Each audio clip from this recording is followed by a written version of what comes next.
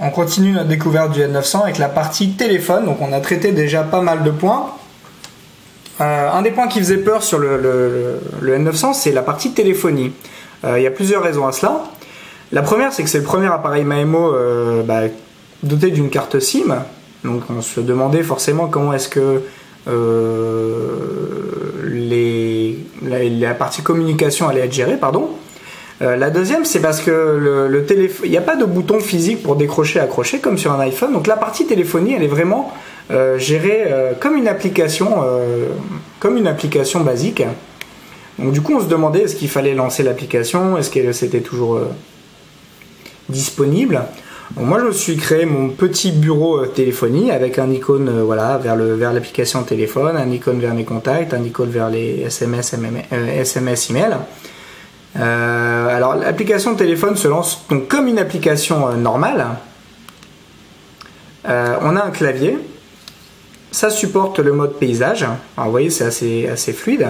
Alors le clavier est vraiment un bonheur à utiliser en mode portrait parce que voilà, les touches sont bien grandes. En plus on a un retour de force, donc lorsqu'on appuie on le sent.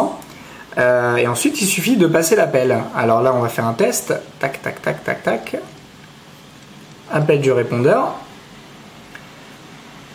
Donc là lorsqu'on appelle, on a différents éléments qui s'affichent. La possibilité de couper le micro, la possibilité de rafficher le clavier, la possibilité de passer en mode haut-parleur. Là si j'avais une photo de définie pour le répondeur, elle s'afficherait. La possibilité de switcher donc dans les autres applications. Vous voyez, la partie téléphone est une application comme une autre. Je suis toujours en ligne. Hein.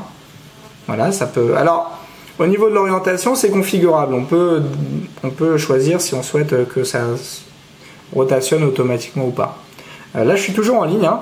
Ce qui est intéressant, c'est que lorsqu'on est en ligne avec un contact ou une personne inconnue, il suffit de cliquer dessus. Donc là, on a la fiche du contact qui s'affiche.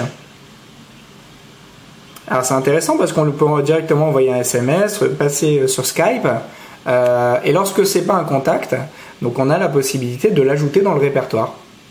Donc là je vais raccrocher. Vous voyez, les touches sont assez bien faites. On a un journal des appels assez bien fait, donc on a une signalétique très facilement identifiable.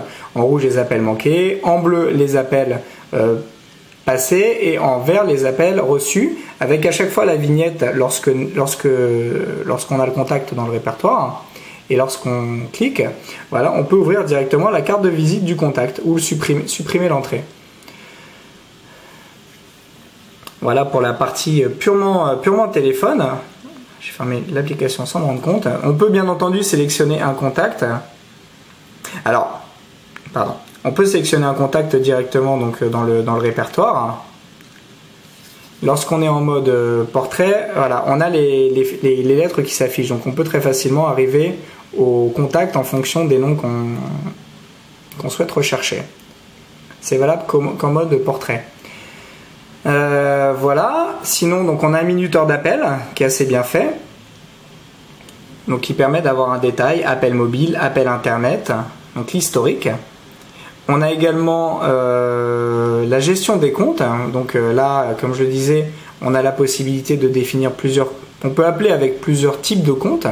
Donc Google Talk, Skype, la téléphonie sur IP également. Donc là, je vais essayer, par exemple. Donc là, on choisit le type d'appel qu'on souhaite faire. Voilà. Je vais appeler mon ami. Je vais essayer d'appeler mon ami Jules.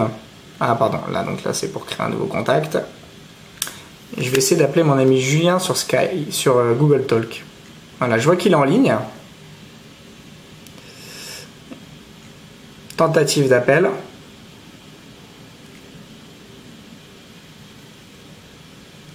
Là, il me disait qu'il ne prenait pas en charge les appels. Alors, j'ai jamais fait de test sur Google Talk. En tout cas, j'ai testé sur Skype. Ça fonctionne. Sur Skype, en tout cas, ça fonctionne. On a testé avec Baptiste, et donc on arrive à passer un appel Skype directement depuis le réseau 3G de SFR, donc ça c'est une sacrée bonne nouvelle. Voilà, donc au niveau, bon, la partie téléphone, honnêtement, elle contient tout ce que moi j'attends d'une partie téléphone. On a un historique d'appel qui est sans limite, enfin j'ai pas trouvé la limite, et qui est très complet. On a la possibilité d'appeler indifféremment selon un système ou un autre. On a un clavier qui est très ergonomique, qui gère en plus le T9. On a la possibilité donc de choisir quel type d'appel on souhaite passer. On a la possibilité de choisir directement dans ses contacts de manière rapide.